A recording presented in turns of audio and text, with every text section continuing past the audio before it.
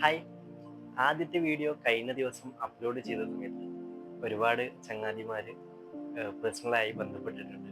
ഒരുപാട് നിർദ്ദേശങ്ങൾ തന്നു, ഫീഡ്ബാക്കുകൾ അറിയിച്ചു.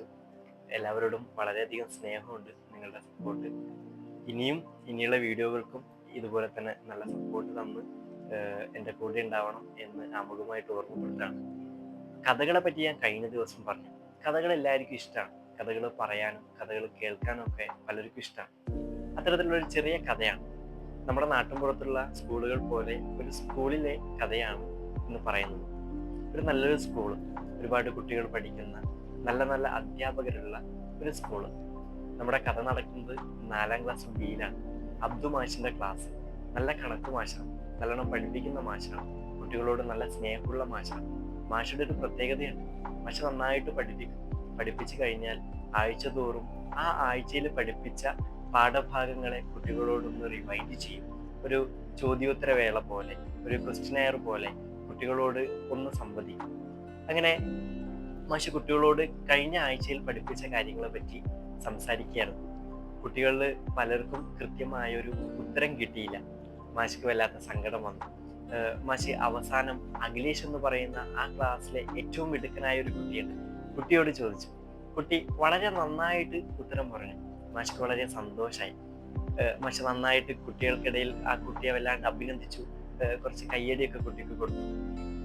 പിറ്റത്തെ ആഴ്ചയിലും ഇതുപോലെ തുടർന്നു. ആഴ്ചയിലും നന്നായിട്ടും മാഷ് പഠിപ്പിച്ചു.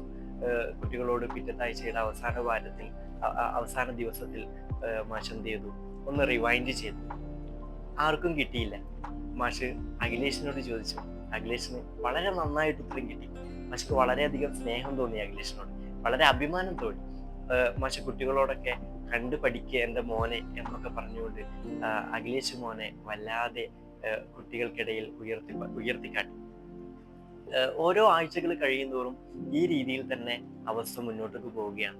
അങ്ങനെ ഒരു ദിവസം, ഒരു വീക്കെൻഡിൽ മാഷ് ഇതുപോലെ കുട്ടികളോട് ചോദ്യം ചോദിച്ച സമയത്ത് ആർക്കും ഉത്തരം കിട്ടിയില്ല. മാഷ്ക്ക് വല്ലാത്തൊരു ക്യൂരിയോസിറ്റി ആയി.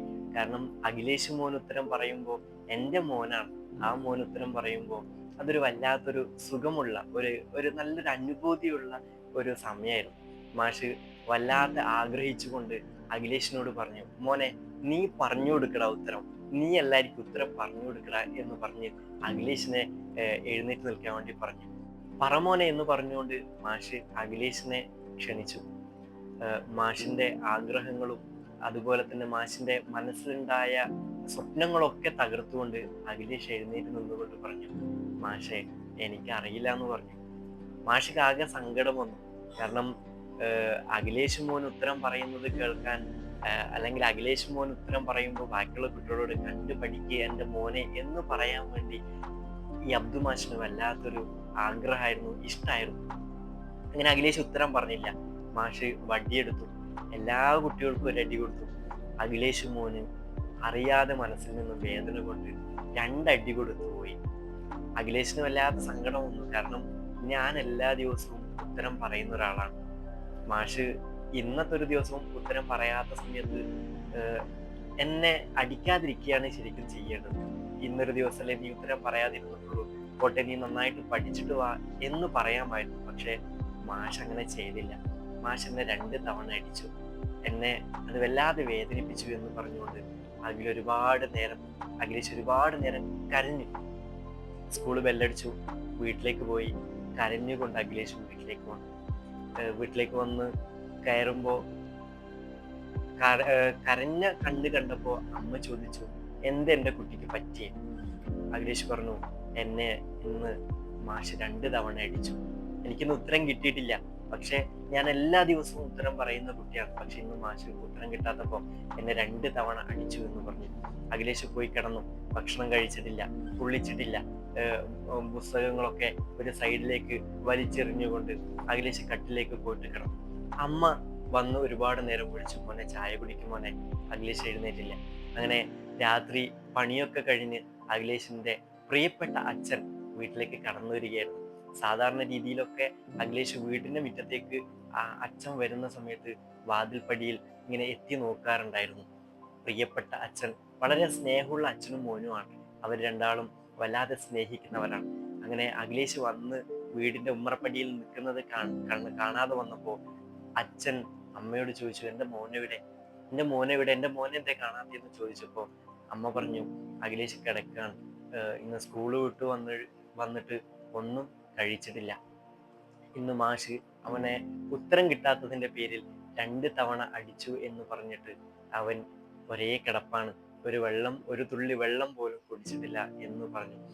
വല്ലാതെ മോനെ സ്നേഹിക്കുന്ന അച്ഛന് ഇത് തീരെ സഹിച്ചിട്ടില്ല. അച്ഛൻ എന്ത് ചെയ്തു, വീടിന്റെ അലമരയിൽ സൂക്ഷിച്ചു വെച്ചിരുന്ന തോക്കെടുത്തുകൊണ്ട് അബ്ദു മാഷിന്റെ വീട്ടിലേക്ക് പോയി. മാഷെ, ഞാൻ ഇന്നേ വരെ അടിക്കാത്ത എൻ്റെ മകനെ, ഞാൻ ഇന്നേ വരെ വേദനിപ്പിക്കാത്ത എൻ്റെ മകനെ അടിച്ച അബ്ദു മാഷിന് ഇനി ഈ ലോകത്ത് ജീവിക്കാനുള്ള അർഹതയില്ല എന്ന് പറഞ്ഞുകൊണ്ട് തോക്കെടുത്ത് അബ്ദു മാഷിന്റെ വീട്ടിലേക്ക് പോയി. ആ നാട്ടിലുള്ള എല്ലാവർക്കും അറിയാം, ആ നാട്ടുകാരനായ അബ്ദു മാഷ് രാവിലെ പള്ളിയിലേക്കൊക്കെ പോകുന്ന ഒരു സ്വഭാവമുള്ള ഒരാളാണെന്ന് ആ നാട്ടിലുള്ള എല്ലാവർക്കും അറിയാം. അങ്ങനെ അഖിലേഷിന്റെ അച്ഛൻ രാവിലെ മാഷ് പള്ളിയിലേക്ക് പോകുന്ന സമയത്ത് പുലർച്ചെയാണ്, ആരും കാണൂല. ആ സമയത്ത് അച്ഛൻ മാഷെ കൊല്ലാം എന്ന് കരുതിക്കൊണ്ട് മാഷിന്റെ വീടിന്റെ തൊട്ടു മുന്നിലുള്ള മാവിൻ മുകളിലേക്ക് അച്ഛൻ കയറിയിരുന്നു. രാവിലെ എഴുന്നേറ്റ് സുബഹിയുടെ നേരത്ത്, പ്രഭാത നേരത്ത് അബ്ദു മാഷ് പള്ളിയിലേക്ക് പോകുന്ന സമയത്ത് എൻ്റെ മകനെ വേദനിപ്പിച്ച അബ്ദു മാഷിന് അന്ത്യമായിരിക്കണം, ഇനി അബ്ദു മാഷി ലോകത്ത് വേണ്ട എന്ന് പറഞ്ഞുകൊണ്ട് അച്ഛൻ ആ മരത്തിന്റെ മുകളിലേക്ക് കയറിയിരുന്നു. രാത്രി ഇങ്ങനെ പോവാണ്, പാതിരാത്രിയിലേക്ക് വന്നു. പെട്ടെന്നുണ്ട് അബ്ദു മാഷിന്റെ വീടിന്റെ ഡോറ് തുറക്കുന്നു. അബ്ദു മാഷ് പുറത്തേക്ക് വന്നിങ്ങനെ നിന്ന് ആകാശത്തേക്ക് നോക്കുകയാണ്. പിന്നാലെ അബ്ദു മാഷിന്റെ ഭാര്യയും കൂടി കടന്നു വന്നു. നിങ്ങൾക്ക് എന്ത് ഇന്ന് ഉറക്കില്ല മനുഷ്യ, നിങ്ങൾക്ക് എന്താ പറ്റിയത് എന്ന് ചോദിച്ചു. അപ്പൊ അബ്ദു മാഷ് പറഞ്ഞു, നീ ആ ആകാശത്തുള്ള ആ നക്ഷത്രത്തെ കണ്ടോ? അപ്പൊ ഭാര്യ ചോദിച്ചു, നിങ്ങൾക്ക് ഭ്രാന്താണോ? ഈ നട്ടപ്പാതിരാക്ക് ആ നക്ഷത്രം കാണിച്ചു തരാനാണോ നിങ്ങൾ ഇങ്ങനെ പുറത്തു വന്ന് നിൽക്കുന്നതെന്ന് ചോദിച്ചപ്പോ അബ്ദു മാഷ് പറഞ്ഞു, അതല്ല, ആ നക്ഷത്രം എൻ്റെ ക്ലാസ്സിൽ പഠിക്കുന്ന അഖിലേഷ് മോന, നല്ല കുട്ടിയാ, നന്നായി പഠിക്കുന്ന കുട്ടിയാ. പക്ഷേ ഇന്ന് ഞാൻ ചോദിച്ച സമയത്ത് ആ കുട്ടിക്ക് ഉത്തരം കിട്ടിയില്ല. ഞാൻ അറിയാതെ ആ മോനെ 2 തവണ അടിച്ചുപോയി. കാരണം ആ മോന് ഉത്തരം പറയുമ്പോൾ എനിക്ക് വല്ലാത്തൊരു സന്തോഷമാണ്. ബാക്കിയുള്ള കുട്ടികൾക്കിടയിൽ ഉത്തരം കിട്ടാതെ എല്ലാവരും നാണിച്ചു നിൽക്കുന്ന സമയത്ത് എൻ്റെ അഖിലേഷ് മോൻ ഉത്തരം പറയുമ്പോൾ എനിക്ക് വല്ലാത്ത ആവേശമാണ്, എനിക്ക് വല്ലാത്ത സന്തോഷമാണ്. അഖിലേഷ് മോൻ എൻ്റെ പ്രിയപ്പെട്ട മോന. പക്ഷേ ആ മോനിന് ഉത്തരം കിട്ടാതെ വന്നപ്പോൾ ഞാൻ ആ മോനെ 2 തവണ അടിച്ചുപോയി. എൻ്റെ മനസ്സ് വല്ലാതെ പിടയൊന്നു, ഞാൻ ചെയ്തത് വല്ലാത്തൊരു തെറ്റായിപ്പോയി എൻ്റെ പ്രിയതമേ എന്ന് പറഞ്ഞുകൊണ്ട് ആ ആകാശത്തിലുള്ള നക്ഷത്രത്തെ കാണിച്ചുകൊണ്ട് പ്രിയതമയോട് പറയുകയാണ്, എൻ്റെ മോൻ നല്ല മോനാണ് എന്ന് പറഞ്ഞു. ഇത് കേട്ട അഖിലേഷിന്റെ അച്ഛന് ആകെ പ്രയാസപ്പെട്ടു. കാരണം എൻ്റെ മകനെ എന്നെ പോലെ തന്നെ നന്നായിട്ട് സ്നേഹിക്കുന്ന ഒരു അധ്യാപകനും കൂടി ഉണ്ടല്ലോ, അയാളെയാണല്ലോ ഞാൻ കൊല്ലാൻ വേണ്ടി ഇവിടെ വന്നിട്ടുള്ളത് എന്ന് മനസ്സിലാക്കുകയും മരത്തിൽ നിന്ന് താഴെ ഇറങ്ങി അബ്ദു മാഷിന്റെ അടുത്തേക്ക് പോയിക്കൊണ്ട് അച്ഛൻ പറഞ്ഞു, ഞാൻ നിങ്ങളെ കൊല്ലാൻ വേണ്ടി വന്നതാണ്, എന്നോട് നിങ്ങൾ എന്താ ചെയ്യണം, എനിക്ക് നിങ്ങൾ മാപ്പ് തരണം. എൻ്റെ മകനെ നിങ്ങൾ വേദനിപ്പിച്ചു എന്നറിഞ്ഞപ്പോൾ ഞാൻ നിങ്ങളെ കൊല്ലാൻ, നിങ്ങൾ ഇനി ലോകത്ത് ജീവിക്കരുത് എന്ന ചിന്തയോടുകൂടി നിങ്ങളെ കൊല്ലാൻ വേണ്ടി വന്ന ആളാണ്. പക്ഷെ നിങ്ങളുടെ മനസ്സിലുള്ള സ്നേഹം എനിക്കിപ്പോഴാണ് മനസ്സിലായത് എന്ന് പറഞ്ഞുകൊണ്ട് ആ മാഷ് ഒന്ന് വാരിപ്പുണർന്നുകൊണ്ട് അച്ഛൻ കുറ്റബോധത്തോടുകൂടി എൻ്റെ മകനെ സ്നേഹിക്കുന്ന മറ്റൊരാൾ കൂടി ഉണ്ടല്ലോ എന്നൊരു സന്തോഷത്തോടു കൂടി അച്ഛൻ വീട്ടിലേക്ക് തിരിച്ചു വന്നു. എൻ്റെ പ്രിയപ്പെട്ടവരെ, ഈ കഥ നമ്മൾ കുട്ടികൾക്കൊക്കെ പറഞ്ഞു കൊടുക്കേണ്ടതാണ്. വളരെ ചെറിയ കുട്ടികൾക്കൊക്കെ വേണ്ടിയിട്ടുള്ള ഒരു കഥയാണിത്.